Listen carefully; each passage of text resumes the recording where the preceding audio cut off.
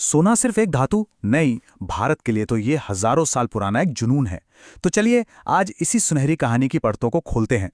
सोचिए, एक प्राचीन संस्कृत कहावत है जो कहती है कि किसी इंसान के सारे गुण सोने में ही बसते हैं। मतलब साफ था, सोना सिर्फ मेटल नहीं बल्कि किसी की हैसियत, उसके मूल्य का पैमाना था। और ये जुड़ाव सिर्फ कहावतों में नहीं बल्कि हमारी रग रग में है। देवी लक्ष्मी का सुनहरा रूप हो या फिर दिवाली की जगमगाहट, सोना हमारी संस्कृति और हमारे धर्म का हमेशा से एक अटूट हिस्सा रहा है। तो आज हम यही करने वाले हैं। हम भारत के अतीत में गोता लगाएंगे और जानकारी के कुछ सुनहरे टुकड़ों को बाहर निकालेंगे। और इसमें हमारी मदद करेंगे प्राचीन ग्रंथ, विज्ञान और पुरातत्व। तो चलिए शुरू करते हैं। हमारी खोज का पहला पड़ाव है हमारे प्राचीन ग्रंथ। देखते हैं वो सोने के बारे में क्या फुसफुसाते हैं। देखिए, हमारे सबसे पुराने ग्रंथ मतलब ऋग्वेद सोने के जिक्र से भरे पड़े हैं। इसे हिरण्य कहा गया है, एक दिव्य धातु। इंद्र जैसे देवताओं से जोड़ा गया है। गहनों, प्यालों, यहां तक कि रथों में इसका इस्तेमाल होता था। और तो और सिंधु नदी को सुनहरी धारा कहा गया है। इससे साफ पता चलता है कि सोना उस जमाने में कितना जरूरी और कितनी बड़ी मात्रा में मौजूद था। अब आते हैं कौटिल्य के अर्थशास्त्र पर। यह कोई मामूली किताब नहीं है। ये करीब 2000 साल पुरानी एक ऐसी गाइड है जो राजाओं को राजकाज सिखाती थी। और इसमें सोने पर एक पूरा सेक्शन है, मतलब खदान से अयस्क पहचानने से लेकर शाही टकसाल को मैनेज करने तक सब कुछ। और कमाल की बात यह है कि कौटिल्य सिर्फ सोने की बात नहीं करते, वो उसकी क्वालिटी को ग्रेड भी करते हैं।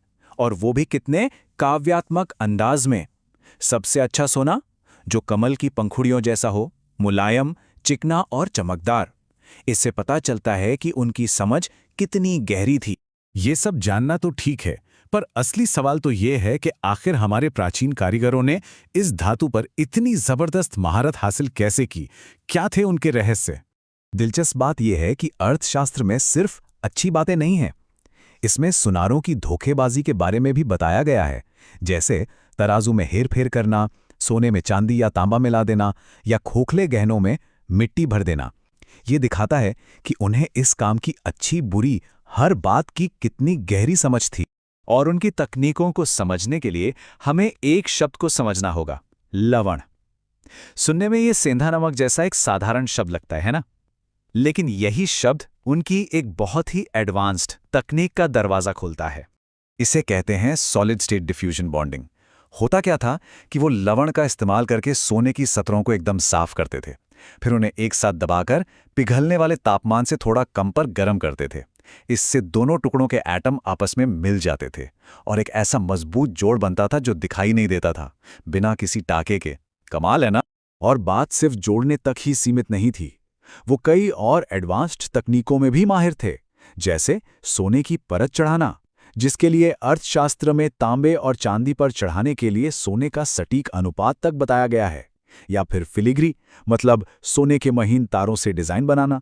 और ग्रैनुलेशन, जिसमें सोने की नन्ही नन्ही बूंदों को किसी सतह पर जोड़ा जाता था। ये तकनीकें तो हड़प्पा काल से चली आ रही थीं। तो ग्रंथों में तो ये सब लिखा है, पर क्या हमें जमीन के नीचे से भी इसके सबूत मिलते हैं?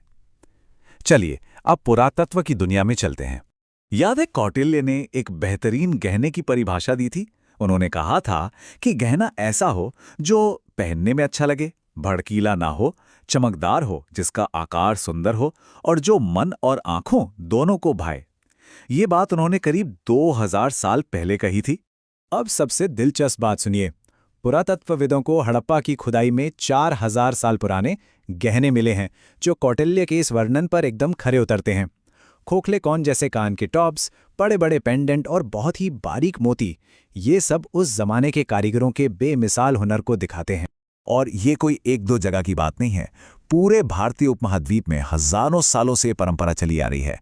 2600 ईसा पूर्व के हड़प्पा के जमाने से लेकर 100 ईस्वी के अरिकामेडु तक हमें हर दौर में सोने के बने सामान मिले हैं।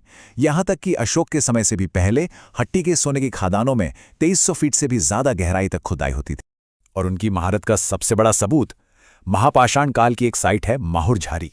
वहां से मिले सोने के गहनों की शुद्धता जब जांची गई तो वो निकली 99.88%।